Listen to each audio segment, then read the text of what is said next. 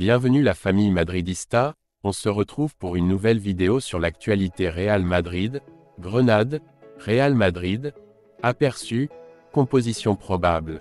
Rejoins la chaîne, en vous abonnant pour rater aucune de nos nouvelles vidéos. Je vous partage tous les infos du Real Madrid chaque semaine, n'hésitez pas à vous abonner en activant la cloche de notification pour suivre toutes les dernières informations du Real Madrid. Je vous dis tout, on commence. Grenade, Real Madrid. Aperçu, composition probable. Le Real Madrid se rend à Grenade après avoir été sacré nouveau champion de Liga et qualifié pour la finale de la Ligue des Champions. Les Blancs, sans enjeu et exaltants après leur récent succès sportif, affronteront un rival qui pourra confirmer leur relégation, s'ils sont battus par les Merengues au stade Nuevo Los Carmen. Les clés du match. Le Real Madrid n'a rien en jeu et Ancelotti donnera une chance aux joueurs les moins courants après avoir remporté les demi-finales de la Ligue des Champions. Grenade cherche à donner une bonne image lors de ses derniers matchs en première division. Les Grenadins ont remporté les deux derniers matchs à domicile contre Osasuna, 3-0, et Alaves, 2-0. Les Blancs ont gagné les 10 derniers matchs contre Grenade.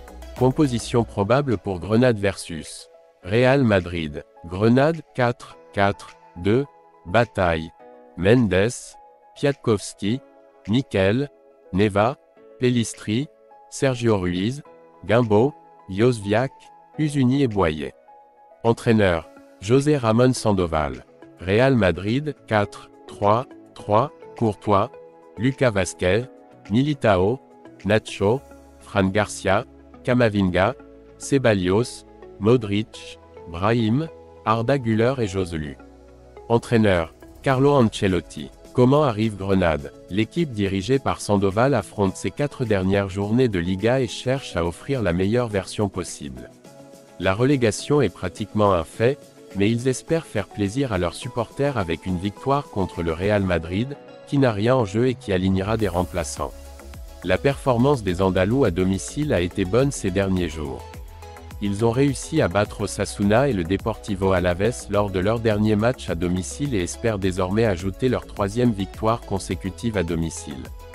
De plus, lors de ces deux duels, ils ont marqué 5 buts au total et n'ont encaissé aucun but. Cela montre que Sandoval fait ressortir la meilleure version d'une équipe, même s'il est déjà trop tard pour se sauver. L'un des noms à souligner dans cette Grenade est Lucas Boyer, qui a offert de belles prestations ces dernières semaines. L'Argentin a marqué lors des 2 dernières victoires à domicile et cherche désormais son 6e but de la saison face au club de la capitale. Comment arrive le Real Madrid? L'équipe blanche arrive avec l'euphorie de la qualification pour la finale de la Ligue des Champions, après avoir éliminé le Bayern Munich au Santiago Bernabéu. Une circonstance, ajoutée au fait qu'ils sont déjà champions de Liga, qui peut les inciter à se détendre et à freiner. Apparemment, ils n'ont rien en jeu, mais ils tenteront évidemment d'obtenir les 3 points. Ce sera une opportunité dont devront profiter des joueurs moins courants comme Ceballos, Brahim, Arda Güler ou Joselu, qui arrivent après avoir marqué un doublé mercredi. Beaucoup d'entre eux doivent faire un pas en avant pour avoir plus de visibilité dans l'équipe l'année prochaine. Cependant, il est vrai qu'ils peuvent se laisser aller car leur esprit sera tourné vers Wembley. Un match qui peut aussi aider Eder Militao et Thibaut Courtois à continuer de retrouver leur niveau compétitif, après s'être remis de leurs graves blessures du début de saison. Dans l'ombre des trophées brillants et des éloges éclatants, se cache une dualité captivante entre l'accomplissement et l'aspiration. Alors que le Real Madrid célèbre ses triomphes récents sur les scènes nationales et européennes, Grenade, dans un acte de défiance contre la fatalité de la relégation imminente, cherche à sculpter sa sortie de la Liga avec dignité et résilience. C'est dans cette tension entre l'apogée et la nécessité, entre la victoire acquise et les défis à venir, que réside la véritable essence du sport. Au-delà des résultats du jour, ce match offre une toile de fond où la lutte, la passion et la persévérance se mêlent dans un récit éloquent de ce que signifie vraiment être un compétiteur. Vinicius, avec le ballon d'or à l'horizon. La star brésilienne prend le leadership pour placer le Real Madrid à 2 pas de sa 15e Coupe d'Europe. Encore une égalité, au moment clé où se décident les grands matchs, le Brésilien Vinicius Junior s'est encore une fois montré décisif. Héritier du Real Madrid dans une décennie de succès inoubliables, du rôle joué par Cristiano Ronaldo est transmis à Karim Benzema. Référence absolue à la victoire contre le Bayern, avec son doublé à Munich, et aux tentatives continues au Santiago Bernabéu jusqu'à abattre le mur allemand dans un pas de plus vers le Ballon d'Or. La légende de Vinicius a fait un saut dans le tournoi le plus prestigieux en jouant un rôle de premier plan lors des tours de qualification. Assumer le leadership pour placer le Real Madrid à un pas de sa 15e Coupe d'Europe. Face aux joueurs avec lesquels il concourt pour le Ballon d'Or, la performance de Vinicius, sa recherche constante et intrépide dans chaque action du match, lui donne un avantage dans le présent. Le Norvégien Erling Haaland a connu une saison irrégulière à Manchester City, éliminé par le Real Madrid des champions lors d'un match nul auquel il n'a pas participé. Kylian Mbappé a raté le PSG lors des matchs clés pour ne pas se retrouver dans une nouvelle vaine tentative de devenir champion. Avec le buteur Harry Kane, la balance a basculé lors de la vibrante demi-finale de la Ligue des Champions.